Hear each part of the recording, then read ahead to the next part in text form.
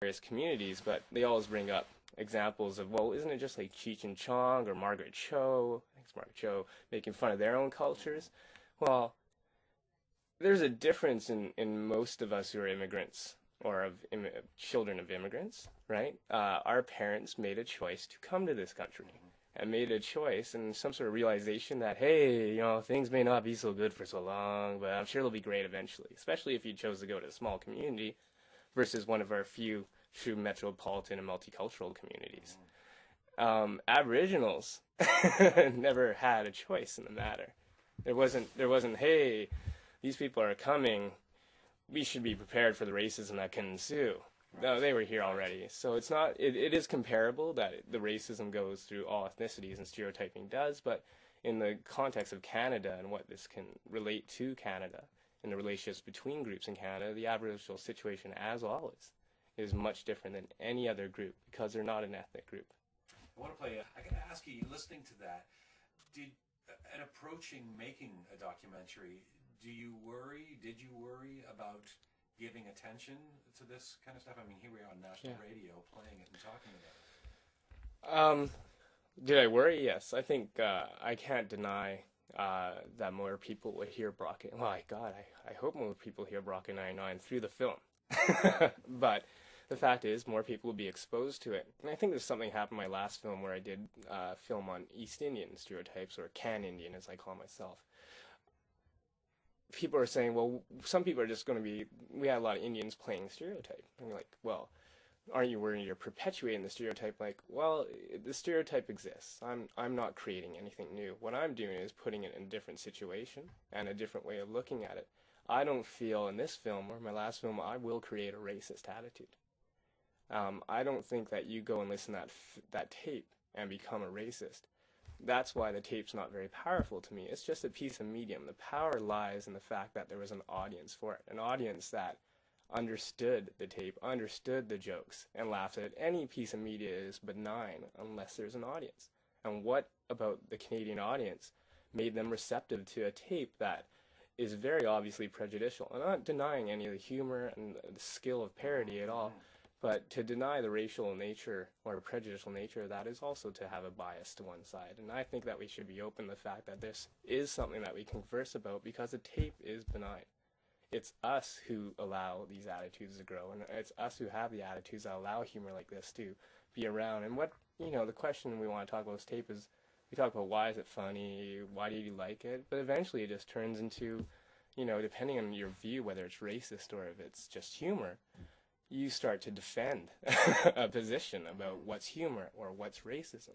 And that's what's important, is that it touches into some sort of weird Canadian psyche sort of thing where it is very obvious that in all of us, even though it seems that most of us aren't ever given the chance to speak about people and dealing with other people in our communities versus politicians, academics, and other leaders, that this tape will allow us to be able to have a conversation that has to do with, what do I think about you, and what did I grow up in?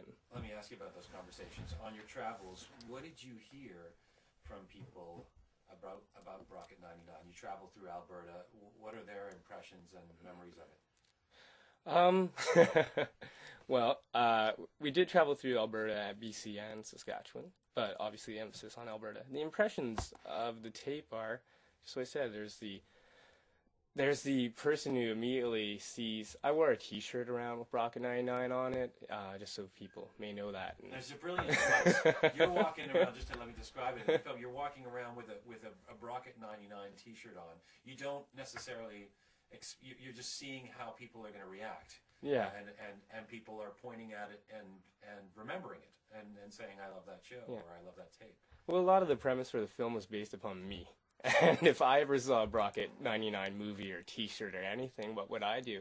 I'd react to it because I've never forgotten that tape. And you would never forget that tape if you've ever heard it once. It sticks out for one way, for humor, for racism.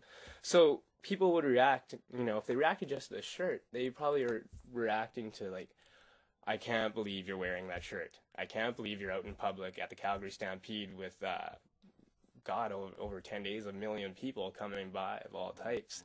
And there would be excitement. There would be excitement of loving the tape and thinking it was the greatest thing ever. then you'd have people who are sort of like, oh, it's funny, but I'm not sure if you should really be talking about it, you know? You know, it's kind of prejudicial, but it is funny. So you get your mid-ground people who understand, and basically your middle ground is people who live and exist in actual communities that have interaction with Aboriginals and are laughing at something they know, as in the stereotype and the abuse, as in a way of dealing with just like most humor, but also know that it's just a stereotype and it represents so little of the Aboriginal population. And then there's those who think that tape is just dead on. It really sums up Aboriginals altogether.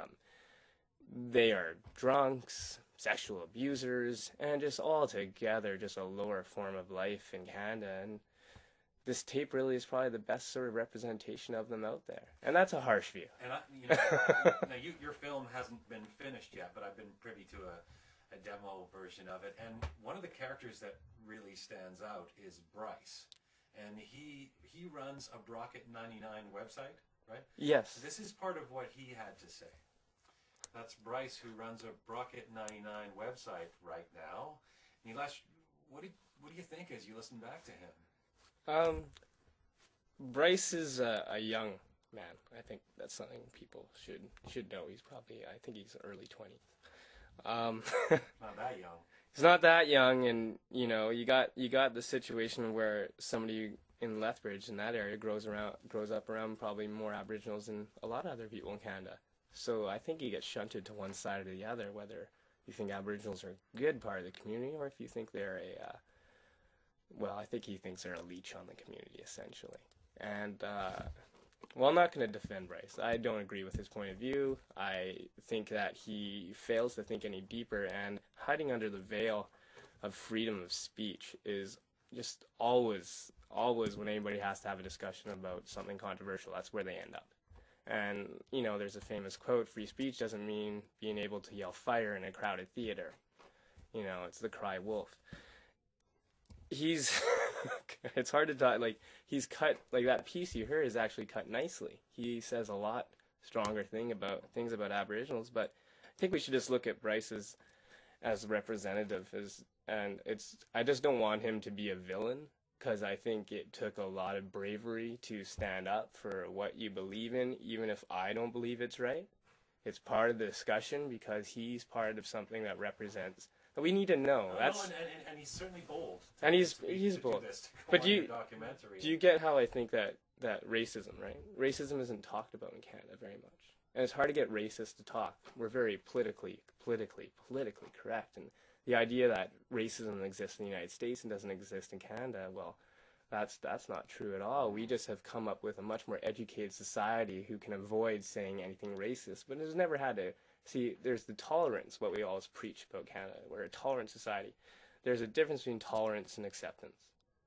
And Bryce represents a part of, I think, of the Canadian stratosphere that tolerates and has learned to tolerate and speak the language of tolerance, but hasn't learned to accept, to understand at all. And that's kind of where Bryce is at, and where other people, we would like to see Bryce and some Bryces come out to the film and hopefully be exposed to, the wider point of view about Brocket 99. If they don't change, they don't change, but at least they get a chance to be embraced for their views and know that we can actually talk about it, but not being afraid of saying what you mean. You ended up at the real Brocket Reserve. Tell me about that. The Picanni Nation. Brocket's a town